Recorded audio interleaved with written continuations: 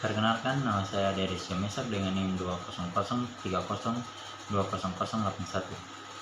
Kelas 1C semester 1, jurusan Administrasi Bisnis, Fakultas Ilmu Sosial dan Ilmu Politik, Universitas Nusa Cendana Kupang. Tujuan saya membuat video ini untuk memenuhi tugas pengantar sosiologi mereview buku ke-15, yaitu tentang historitas individu. Di dalam buku ini berpendapat bahwa kita harus mengembalikan individu selagi kekuatan penting dalam sejarah. Yang dimaksud dengan ini bukan kembali ke sejarah pria hebat atau sejarah wanita hebat. Dalam hal itu, yang pasti struktur sosial yang dapat dan terkadang memang memberi individu tertentu kekuatan yang luar biasa untuk membentuk masa depan. Tetapi pernyataan penjelas penting dalam kasus-kasus seperti itu bukanlah kualitas atau tindakan individu-individu itu. Semenarik apapun ini, sebaliknya, ini adalah kondisi di mana struktur sosial seperti itu muncul dan menjadi stabil.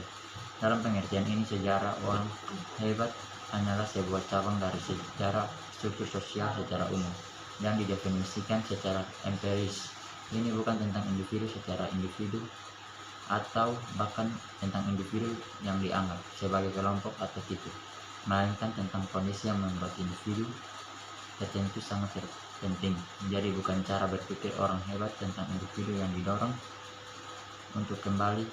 Ini sama apakah kita mengambil pendekatan naratif dan mempelajari cerita kehidupan individu dengan metode tekstual, atau mengambil pendekatan analitik dan mempelajari berurutan dan dari beberapa nilai variabel selama kursus hidup individu menggunakan metode deret waktu, analisis urutan, atau pendekatan formal lainnya. Apapun itu, kami tertarik pada pengungkapan berurutan dari hasil kehidupan seseorang.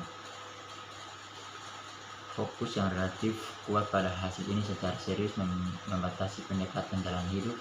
Proses sosial tidak membuahkan hasil. Itu terus berjalan, individu juga tidak memiliki hasil, kecuali hasil invarian yang harus kita semua harapkan dalam jangka panjang.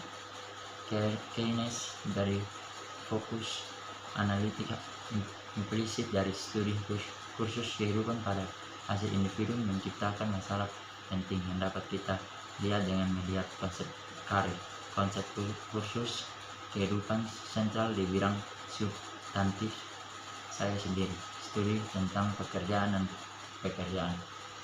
Namun tentu saja individu-individu yang mengalami berbagai hasil peliharaan yang membentuk karir mengambil tindakan untuk sementara karir mereka masih dalam proses, dan tindakan ini merupakan hasil lebih lanjut dari pengalaman tersebut. Oleh karena itu, salah satu jalan keluar dari budaya analitis yang tersirat dalam pendekatan kursus kehidupan adalah dengan memusatkan perhatian kita pada hasil lebih lanjut tersebut, interpretasi dan tindakan di mana pekerja dengan untuk merespons biaya secara kolektif terhadap kekuatan sosial yang lebih besar yang menekannya. Tentu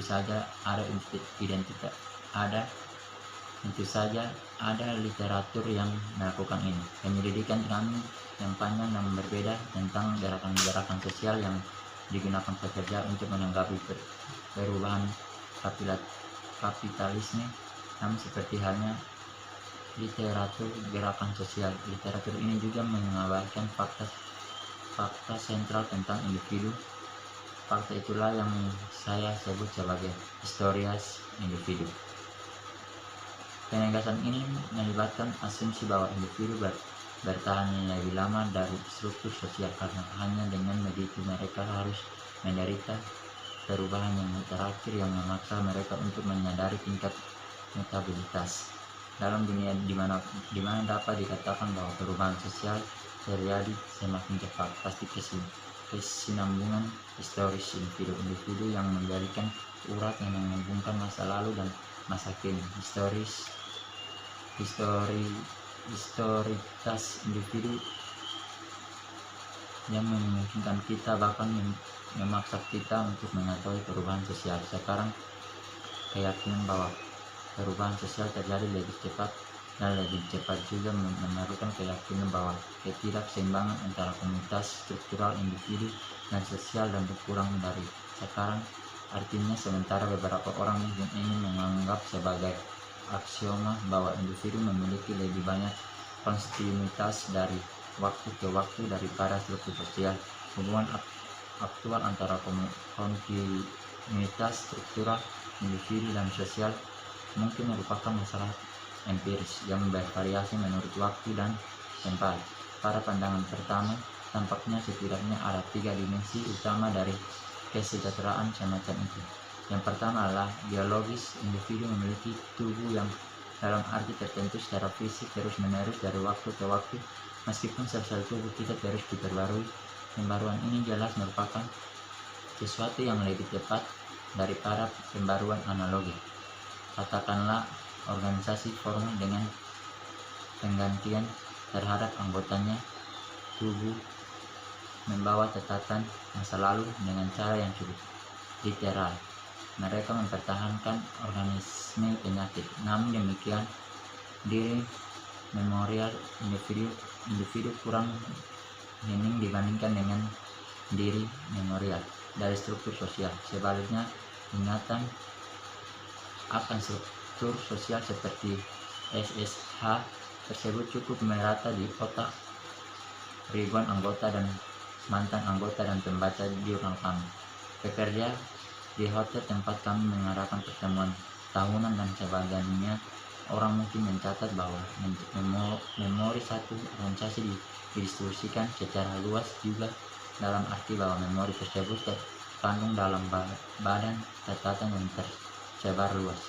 Rekaman-rekaman ini merupakan faktor ketiga dari kesejarahan karena seluruh tujuannya adalah pencatatan literal dan dengan demikian penjarahan dari entitas sosial atau individu. Tidak seperti dalam kasus historisitas, biologis, dan perbinatan. Mungkin tampak sulit untuk membuat kasus bahwa historisitas individu yang tercatat melebihi struktur sosial, namun orang sebagai makhluk hukum memiliki ketahanan sejarah yang kurang lebih sama seperti korporasi yang bagaimanapun juga adalah personificated. Selain itu, sebagian besar struktur sosial bukanlah perusahaan atau bukan organisasi formal.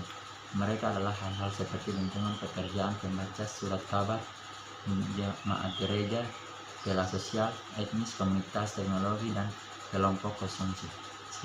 Sering tidak terorganisir atau tidak terorganisir, tetapi bagaimana juga merupakan konsekuensi dari struktur sosial. Ini seringkali tidak memiliki catatan formal. Jika ya, catatannya seringkali beragam jenis, berubah dengan cepat dari waktu ke waktu, dan bahkan ingatan mereka yang tidak tercatat terbesar melalui beragam orang yang memiliki hubungan berbeda dengan mereka.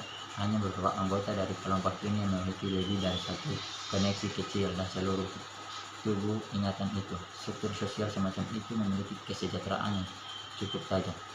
Perusahaan besar, kenangan mereka terwujud di dalam beberapa orang maupun makhluk hukum, karena ingatan mereka tersebar luas dan catatan mereka seringkali lemah.